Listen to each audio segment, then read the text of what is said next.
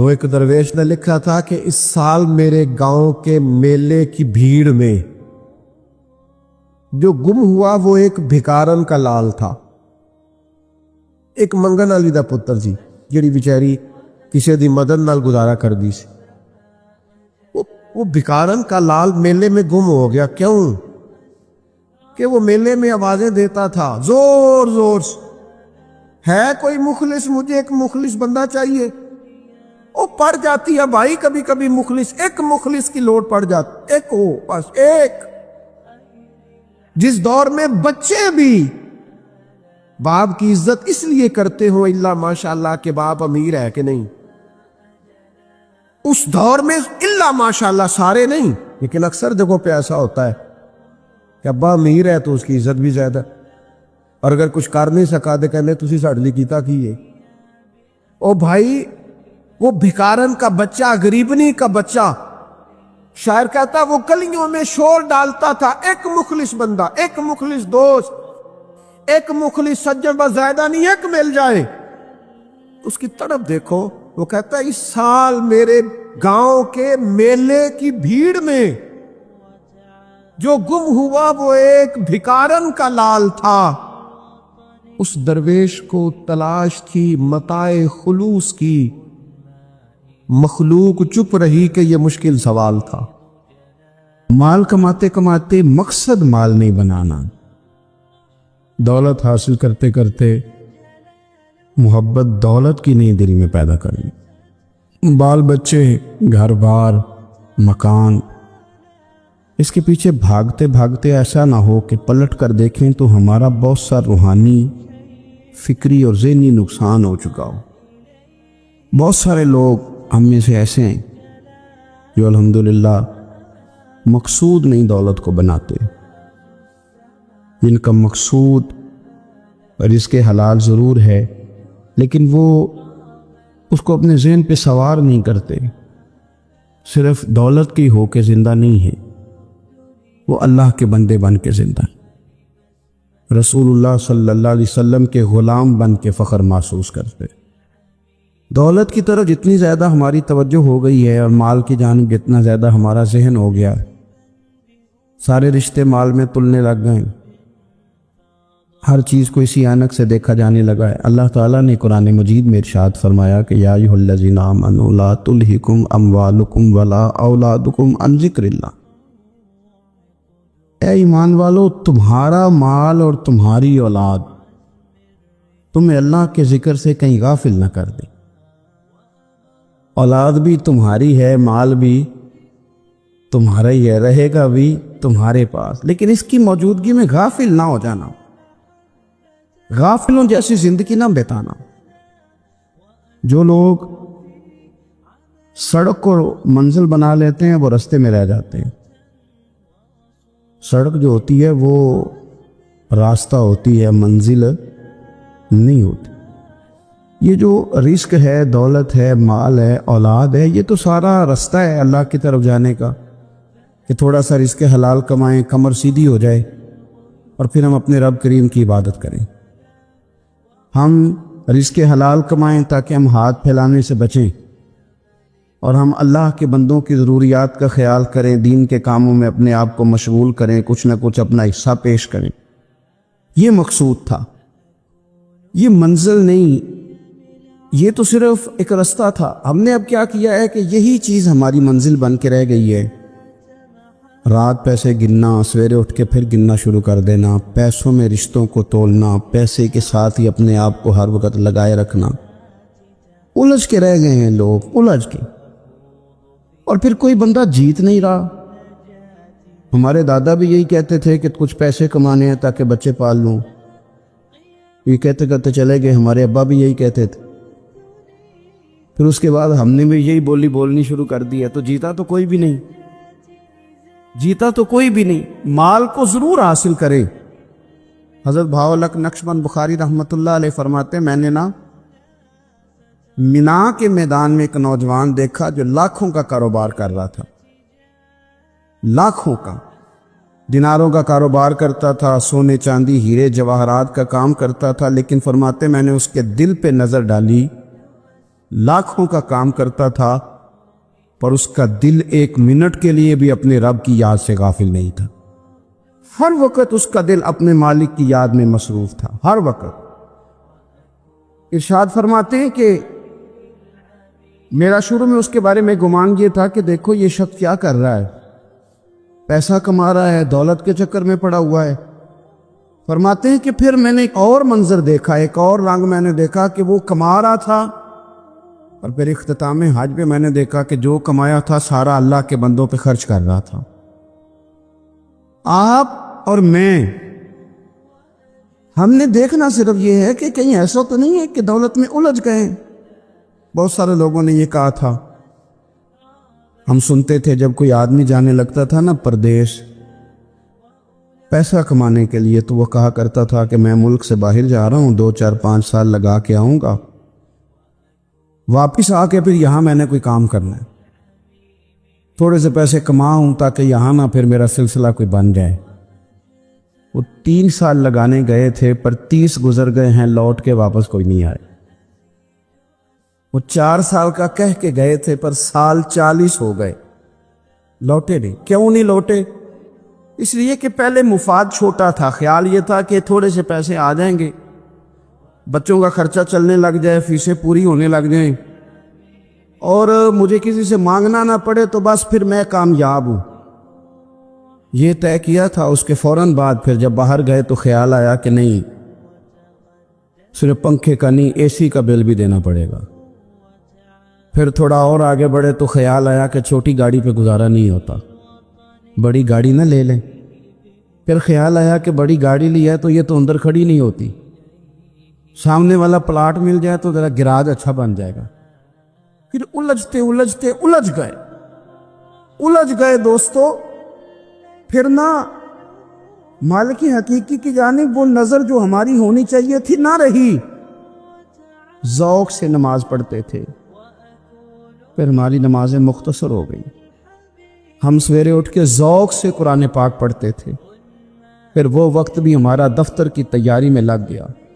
रात दुरूद शरीफ पढ़ते थे, लेकिन वो भी सारा हमारा हिसाब किताब में वक्त गुजर गया। हमने ये समझा ही नहीं कि दौलत कारखाना नहीं देता, दौलत सेठ साहब नहीं देते, दौलत आपको आपकी फैक्ट्री नहीं देती, देने वाले तो रब करीम की ज़ात है। तो जहां से आना था वहां तवज्जो देनी चाहिए थी कि जहां सिर्फ एक सबब था, जरिया था। हजरत अवैसे करनी रदी अल्लाह ताला अन्हु, हमारे सूफिया में एक लफ्ज़ बोला जाता है फ़क्र बूज़र, यानी कुछ लोग ऐसे हैं जो सैयदना अबू ज़र ग़िफ़ारी रदी अल्लाह ताला अन्हु के तरीके पे चलते हैं। एक लफ्ज़ बोला जाता है फ़क्र बूज़र। कुछ लोग फ़क्र बूज़र के कायल थे, इसी मिजाज के कायल थे हजरत सैयदना अवैसे करनी रदी अल्लाह ताला। उनके ज़हन में एक बात बैठ गई थी कि यार देने वाला अल्लाह है, देने वाला इज्जत भी अल्लाह देगा, रिस्क भी अल्लाह देगा। बल्कि इमाम गज़ाली रहमतुल्लाह अलैह ने तो हदीस लिखी है, आप फरमाते हैं कि नबी पाक सल्लल्लाहु अलैहि वसल्लम ने फरमाया जिसने बंदों से इज्जत तलाश की रब उसे रुसवा कर देगा। जो सियासत करके इज्जत हासिल करना चाहता है, जो इस तरह का माहौल बनाता है कि मैं कोई ऐसे काम करूं कि लोग मेरी वाह वाह करें, लोगों से इज्जत का वसूल करने वाले को रुसवा कर दिया जाता है। इज्जत दरअसल वही है जो रब करीम अता फरमाता है। मेरे अजीज दोस्तों, आप अपनी तवज्जो, दिल की तवज्जो, रूह की तवज्जो अपने मालिक की जानिब जब कर लेते हैं, गफलत का पंदा उतार देते हैं, और हर वक्त गलबा रखना पैसों का, हर वक्त उसी में सोचना, उसी में महव हो जाना, फिर आपका ज़हनी नुकसान होता है। फिर आपकी रूह जो होती है वो बेचैन रहने लगती है। फिर ऐसे भी गरीब देखे जिनके पास पैसे हैं, पैसों के अलावा कोई शय भी नहीं। फिर ऐसे भी तंगदस्त देखे कि जिनके पास जायदादें बड़ी हैं, पर उनके पास रात को सुकून से सोने के लिए वक्त कोई नहीं। अजीज़ भाई, हज़रत वैसे करनी रदी अल्लाह ताला अन्हु की मुलाकात हो गई हज़रत हरम बिन हयान के साथ। ये भी ताबी हैं। तो हज़रत हरम बिन हयान रहमतुल्लाह अलैह कहते हैं, ये ना हम तो खैर बड़ी सारी बातें सुनते हैं तो नसीहत नहीं ना हासिल करते, वैसे भी ये दौर तकरीरें करने, तकरीरें सुनने का है। जो अमल करने वाले लोग थे उनका क्या तरीका था कि वो 1-2 जुमले काफ़ी था, इल्म बस करी वो यार, وہ ایک کوئی حرف تے نہیں درکار، جملہ ایک بھی تیرے لیے کافی ہے، لیکن شرط یہ ہے کہ تو عمل کا ارادہ رکھتا ہو، تیرا خیال ہو کہ عمل کرنا۔ وہ لوگ نا مختصر سی باتیں کرتے، مختصر سی نصیحتیں کرتے، لیکن وہ عکس جلدی کرتے، اس میں سے اپنے لیے خیر جلدی تلاش کرتے۔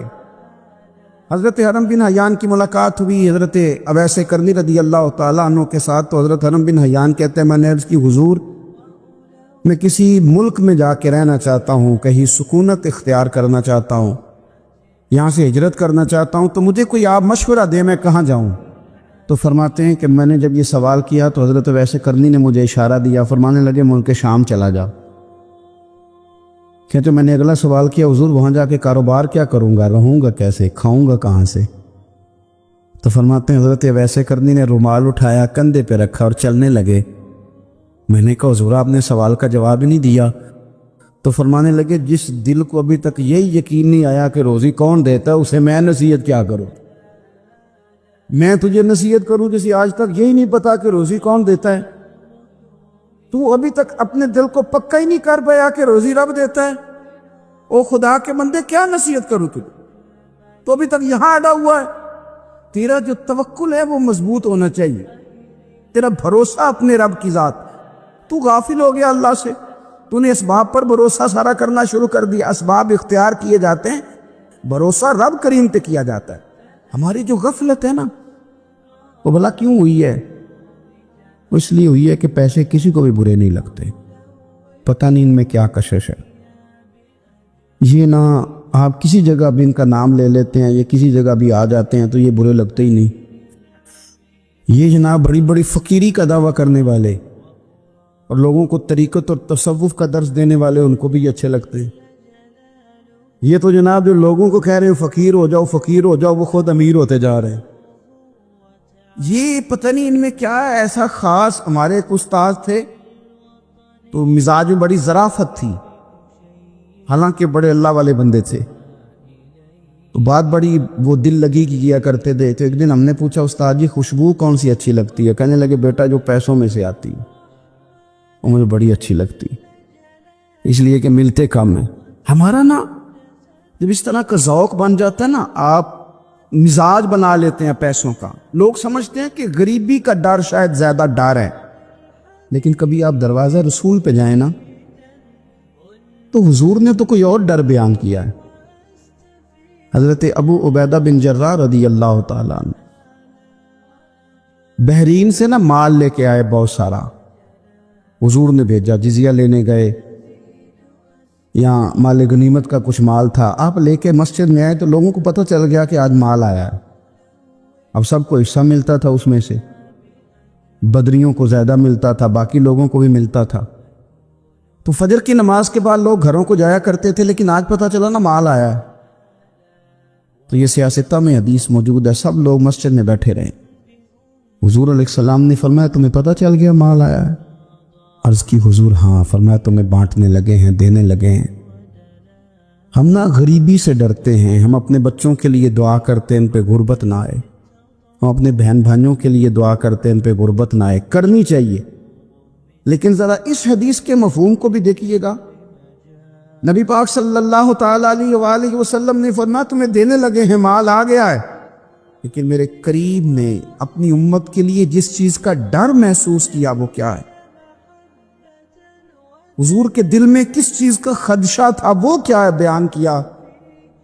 حضور فرمانے لگے لوگو مجھے تم پر غربت کا ڈر نہیں، یہ ڈر نہیں کہ تم غریب ہو جاؤ گے، بلکہ مجھے تو ڈر ہے کہ تم پر دولت پھیلا دی جائے گی، تم زیادہ مالدار ہو جاؤ گے۔ خوف غریبی کا نہیں، خوف تمہارے مال کا ہے۔ اور حضور فرماتے ہیں کہ پھر تم انہی باتوں میں مبتلا ہو جاؤ گے جن میں پرانی امتیں مبتلا ہوئی تھی، اور جب وہ اللہ کی نافرمانی میں مبتلا ہوئی تھی تو پھر وہ ہلاک کر دی گئی تھی۔ مجھے ڈر ہے، مجھے ڈر ہے۔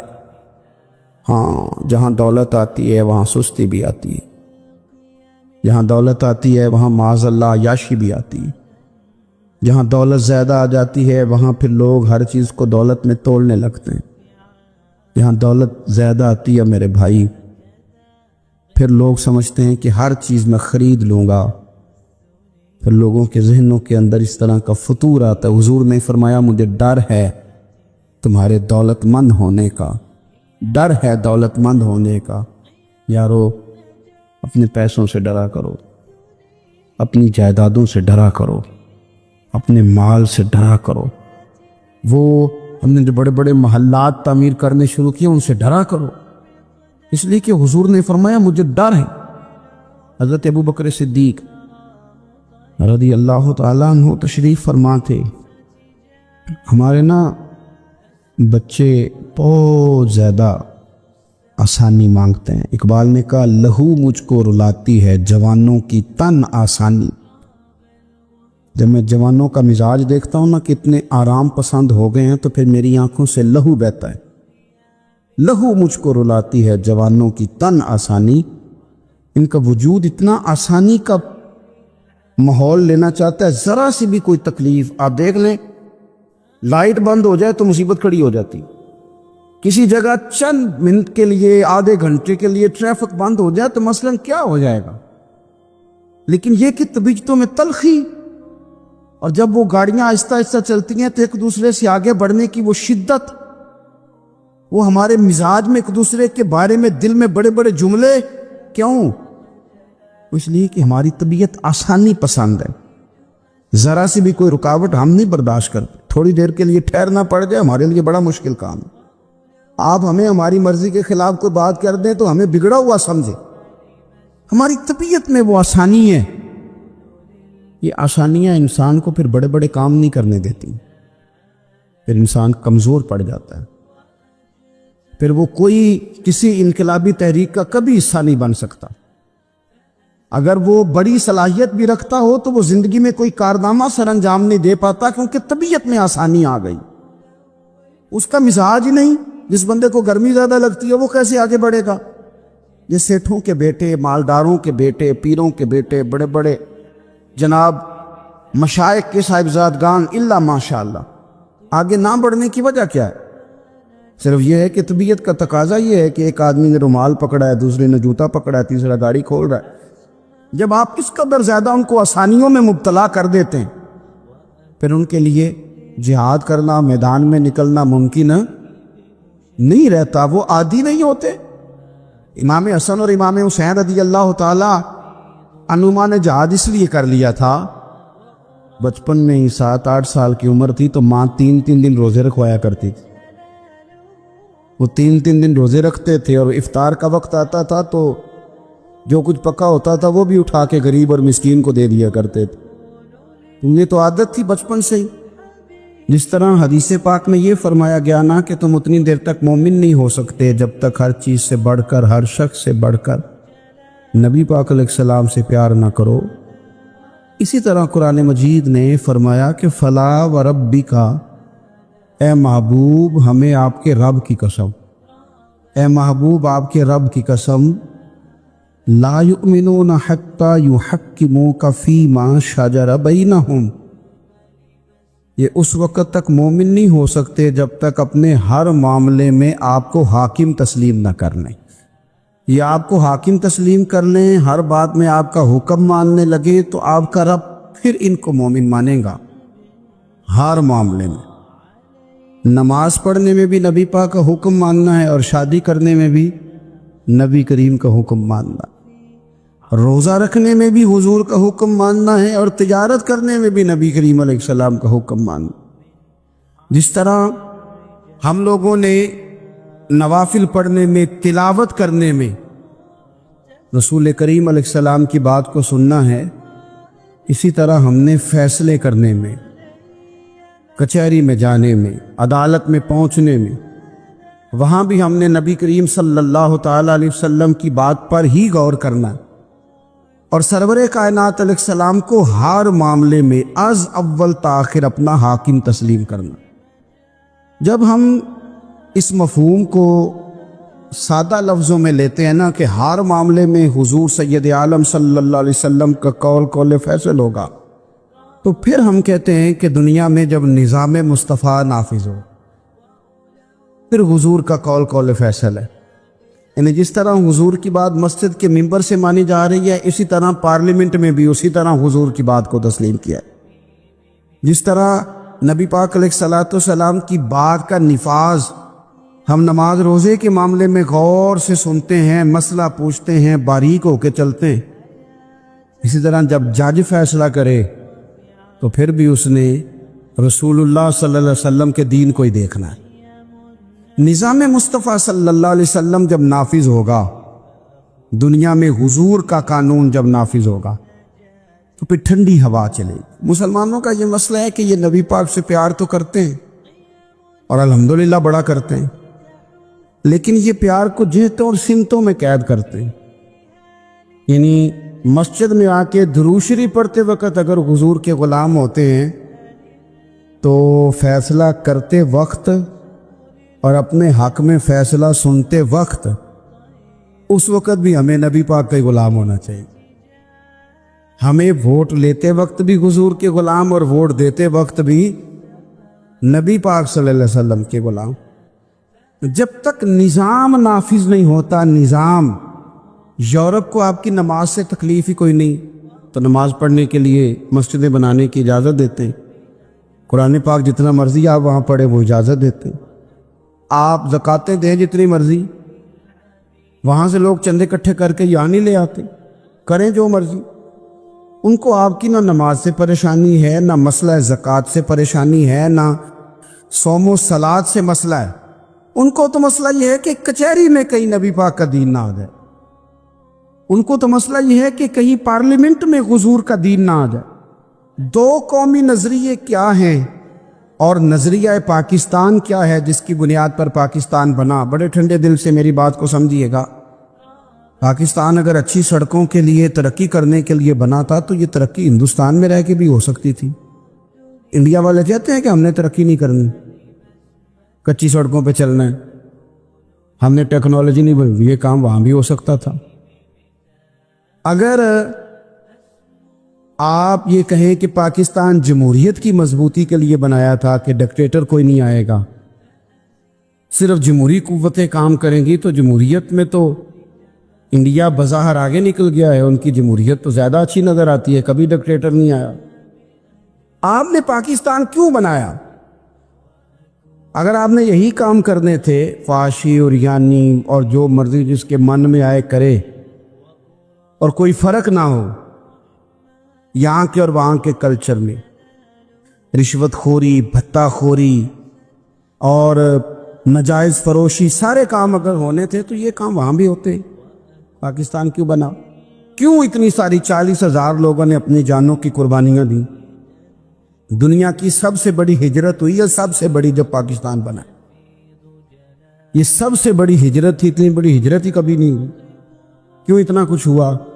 تو اس لیے ہوا کہ ہمیں بتایا گیا تھا کہ وہاں نہ سوشلزم، نہ وہاں خالی جمہوریت کا راگ الاپا جائے گا، بلکہ ایک بلند نعرہ لگایا گیا تھا۔ نعرہ کیا تھا؟ پاکستان کا مطلب کیا؟ پاکستان کا مطلب کیا؟ لا الہ الا اللہ محمد رسول اللہ صلی اللہ علیہ۔ یہ عنوان بنایا گیا۔ غریب آدمی کو بتایا گیا کہ جب پاکستان بنے گا تو وہاں حضور کا نظام نافذ ہوگا، جاگیردار کی اور غریب کی تفریق ختم ہوگی۔ جس طرح امیر کے بچے کو کالج میں داخلہ ملے گا، غریب کے بچے کو بھی ملے گا۔ وہاں بتایا گیا کہ لوگ وہاں ہر لحاظ سے اپنے آپ کو برابر سمجھیں گے۔ وہاں وہی بات ہوگی جو جناب صدیق اکبر کرتے تھے، وہاں وہی جملے دہرائے جائیں گے جو حضرت عمر فرماتے تھے، وہاں اسی طرح غریب پر سخاوت کی جائے گی، اسے دیا جائے گا جس طرح حضرت عثمان غنی کرتے تھے۔ وہاں اسی طرح فقر کا دور دورہ ہوگا، سادگی کا حسن ہوگا، اپنائیت کا نور ہوگا جو مولا علی شیر خدا نے عطا فرمایا تھا۔ اس سوچ کی بنیاد پر پاکستان بنایا گیا، اس سوچ کی بنیاد پر، اور اسی سوچ کو آگے لے کر کے جایا گیا۔ کوئی سیاسی پارٹی اب یہ بات نہیں کرتی۔ دو قومی نظریے کا معنی یہ تھا کہ ہندو الگ قوم ہے، مسلمان ایک الگ قوم ہے، ان کا رہنا سہنا، اٹھنا بیٹھنا، کھانا پینا الگ ہے۔ ہمارا اٹھنا بیٹھنا کھانا پینا سارے معاملات الگ ہیں، تہذیب و تمدن الگ ہے، لہذا ہمیں الگ سے خطہ چاہیے جہاں ہم اسلامی نظریات کے مطابق آزاد ہو کے اپنا وقت گزار سکیں۔ اس دو قومی نظریے کی بنیاد پر پہلے تو علامہ اقبال اس کے قائل نہیں تھے۔ علامہ اقبال کا پہلے خیال یہ تھا کہ سارے جہاں سے اچھا ہندوستان ہمارا، یہ اقبال نے لکھا تھا۔ پھر اقبال کہتے ہیں میری سوچ بدلی، اور پھر میں نے کہا کہ نہیں، خطوں کے زور پہ نہیں، آپ رنگ نسل کے زور پہ نہیں، بلکہ کہنے لگے کہ اپنی ملت پر قیاس اقوام مغرب سے نہ کر، خاص ہے ترکیب میں قوم رسول ہاشم۔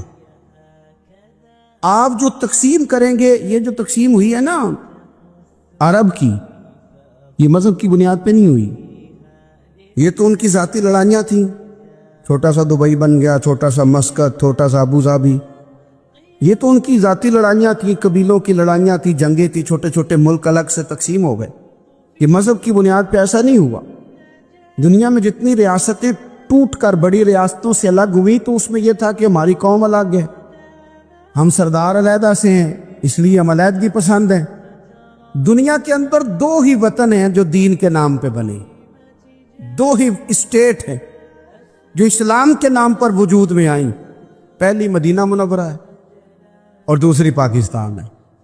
خالص مذہب کے نام پر یہ دو ریاستیں وجود میں ہیں، ایک مدینہ طیبہ اور دوسرا پاکستان۔ پاکستان کا مطلب کیا؟ لا الہ الا اللہ محمد رسول اللہ صلی اللہ علیہ وسلم۔ اس بنیاد پر اس وطن کو، خطے کو حاصل کیا گیا، یہی نعرہ لگایا گیا، یہی نعرہ محمد علی جناح لگاتے تھے، یہی ڈاکٹر اقبال لگاتے تھے، یہی نعرہ چودھری رحمت علی لگاتے تھے، یہی وہ نعرہ تھا جس نعرے کو تحریک پاکستان کے قائدین نے آگے پہنچایا۔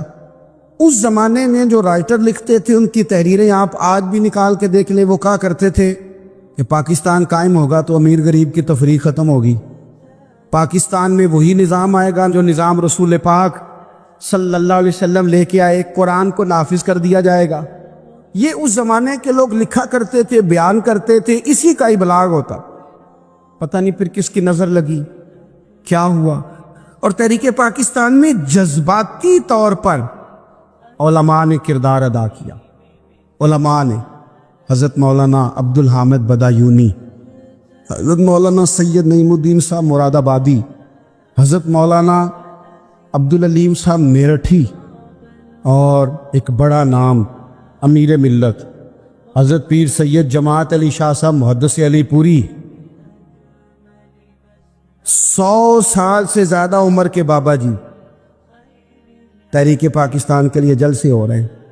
بابا جی سے اٹھا نہیں جاتا، تو جس طرح 4 لوگ چارپائی پہ جنازہ اٹھاتے، اس طرح 4 لوگوں نے چارپائی پہ بابا جی کو اٹھایا ہوا ہے، امیر ملت سید زادے، اور چارپائی ان کی اٹھا کے جلسوں میں لے جائی جاتی ہے، اور وہ تقریریں کرتے ہیں اور کہتے ہیں سنو بھائی، جو مسلم لیگ کو ووٹ نہیں دے گا پھر ہم اس کا جنازہ بھی نہیں پڑھائیں گے، جو ووٹ نہیں دے گا ہم دفن بھی نہیں ہونے دیں گے اپنے قبرستانوں میں، جو ووٹ نہیں دے گا ہمارا مرید ہی نہیں۔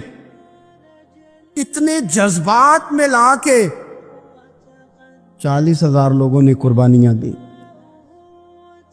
ایک نظریہ تھا کہ ہندو الگ قوم ہے، مسلمان ایک، اور پھر پاکستان بنایا۔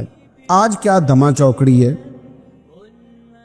کیا ذاتوں پاتوں کی بنیاد پر؟ یہ تو ہندوؤں کا طریقہ تھا کہ وہ ذاتیں پاتیں گنتے تھے کہ یہ برہمن ہے، یہ شوتری ہے، یہ کھتری ہے، یہ فلانا ہے، یہ ہمارے گھر نہیں آ سکتا، یہ نیچ ہے۔ اور اگر آج اس ملک میں بھی الیکشن ذات کی بنیاد پہ لڑا جائے، اور یہاں بھی صرف اس لیے سپورٹ کیا جائے کہ یہ میری برادری کا ہے، صرف اس لیے سپورٹ کیا جائے کہ میرا قبیلہ ہے، پہلے دیکھا جائے کہ یہاں کون سی برادری مضبوط ہے تو اس کینڈیڈیٹ کو ٹکٹ دیا جائے، تو پھر کیا آپ نے وطن بنا کے کیا کمال کیا؟ تو اس کا ایک نظریہ ہے۔ کیا نظریہ ہے؟ کہ مسلمانوں کا رہنا، اٹھنا، بیٹھنا، کھانا پینا الگ ہے۔ دیکھو ایک سادی سی بات ہے، یا آپ نے داڑھی رکھنی ہے، مونچھیں رکھنی ہے، تو اس پر بھی نبی پاک صلی اللہ علیہ وسلم نے کہا کہ الگ سے تمہاری شناخت ہونی چاہیے، الگ سے۔ فرمایا تم نے یہودی چونکہ مونچھیں بڑی رکھتے تھے، فرمایا تم نے داڑیاں بڑی کرنی ہیں، مونچھیں پست رکھنی ہیں، یہودیوں کی مخالفت کرنی ہے۔ یہ لفظ ہیں حدیث میں ساتھ۔ سادی سی بات ہے نا، پگڑی باندھنی ہے، باندھ لے کوئی آدمی۔ ہمارے پنجاب میں لوگ پگڑی بھی کہہ دیتے ہیں، صافہ بھی کہہ دیتے ہیں، کلا بھی کہہ دیتے ہیں، جو جس کے من میں آیا۔ لیکن حضور نے تاکید لگائی، فرمائے خاص ہے یہ بھی، یہ اسلام کا کلچر ہے، کلچر الگ سے ہے۔ فرمایا یہودی بغیر ٹوپی کے سر پہ پگڑی باندھتا ہے، تم نے پہلے ٹوپی پہننی ہے پھر پگڑی باندھنی، یہودی کی مخالفت کرنی۔ یہ الگ کلچر ہے، الگ تہذیب ہے مسلمانوں کی، خاص ہے ترکیب میں قوم رسول ہاشمی۔ آپ کی عدالت میں وہ والا نظام نہیں ہوگا جو امریکہ میں ہے، آپ کی عدالت میں وہ والا نظام نہیں ہوگا جو برطانیہ میں ہے، آپ کے پارلیمنٹ میں وہ نظام نہیں چلے گا جو یورپ کا، برطانیہ کا، فلانے کا فلانے کا ہے۔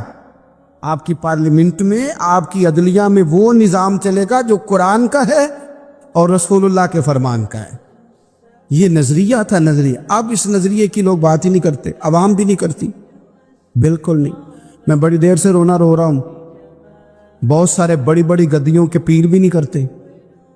ان کو پتہ ہے کہ اگر نظام مصطفیٰ نافذ ہوتا ہے تو مجھے بھی بتانا پڑے گا کہ 80 مربع کہاں سے آئے، مجھے بھی بتانا پڑے گا کہ یہ جو میں 1.25 کروڑ کی کار میں گاڑی میں گھومتا ہوں تو یہ کہاں سے آئی، حساب دینا پڑے گا۔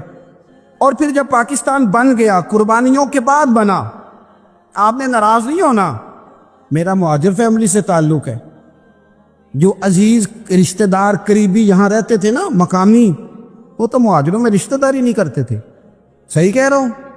کہتے ہیں مہاجر ہے، اچھا جی غیر مسلم ہے، جگہ نہیں دیتے تھے رہنے کو۔ میں کیسے آپ کو بات بتاؤں؟ پھر اس چھوٹی چھوٹی غلطیوں کو لوگوں نے ووٹ بنا کے بڑی بڑی قتل و غارت نہیں کی اس ملک میں۔ اتنا بڑا تکلیف والا منظر تھا۔ میرے دادا جی کی فیملی ساری پاکستان آئی تھی، دادی کی نہیں آئی تھی۔ 97 میں میری دادی کا انتقال ہوا، وہ آخری دن تک رویا کرتی تھی، ایسے پتر پتہ نہیں میرے پر آہین کے فوت ہو گئے، پتہ نہیں میرا کچھ چچا ہے کہ سارے چلے گئے۔ کس لیے آپ نے، اگر یہی دھما چوکڑی سیاست کی کرنی تھی، ذات پات آپ نے رکھنی تھی تو وہاں کو دکھ تھا۔ یہ تماشے تو وہاں بھی ہو رہے، وہ آخری دن تک رویا کرتی۔ اب تو خیر آنکھیں بڑی جدید ان کا آپریشن ہوتا ہے، تو ایک زمانے میں آنکھوں کا آپریشن ہوتا تھا، ڈاکٹر کہتے تھے لائٹ بند رکھو، سبز رنگ کی پٹی باندھو، 4 گھنٹے کے بعد دارو ڈالنا ہے آنکھ میں، ڈراپس ڈالنے۔ میں 4 گھنٹے کے بعد ان کی آنکھوں میں ڈراپس ڈالنے جاتا تھا تو کبھی کبھی مجھے بٹھا لیتی تھی، تو کہتی تھی کہ پتہ نہیں کوئی بچا ہے کہ نہیں بچا، پتہ نہیں اب کوئی ہے کہ نہیں، پتہ نہیں کوئی ان میں سے ہوگا کہ نہیں۔ پتہ بدل دساں ساڈے پنڈ کس طرح دا ہوں، دس میں تمہیں بتاؤں فلانی چیز۔ پھر جناح نے اعلان کیا تھا کہ ملک بن گیا، کہتی تھی ہم نے بڑا کہا اپنے رشتہ داروں سے کہ چلیں، پر وہ کہتے تھے یہ تو تھوڑے دنوں کی بات ہے، سب نے واپس آ جانا ہے۔ میں نے 2 دفعہ یہ ماحول دیکھا ہے، اٹاری اسٹیشن پہ، واگا بارڈر پہ، ایئرپورٹوں پہ، ایک بھائی ادھر ہے ایک ادھر ہے، اس طرح تڑپ کے روتے ہیں جب لوگ انڈیا پاکستان آتے جاتے ہیں۔ کیوں آپ نے یہ سارا کچھ کیا؟ صرف ایک نعرہ تھا کہ پاکستان کا مطلب کیا، لا الہ الا اللہ محمد رسول اللہ۔ صرف ایک نعرہ تھا کہ یہاں ہم حضور کا دین لے کے آئیں گے، وہ دین تم لائے نہیں، انہیں نوابوں، وڈیروں، چودھریوں کے ذمے تم نے کام لگا دیا۔ اپنے ملک میں حضور کے نظام کے لیے جد و جہد کریں، یہ بنا ہی نبی پاک کے نظام کے لیے، اس کا کوئی دوسرا حل ہو سکتا؟ کوئی حل نہیں۔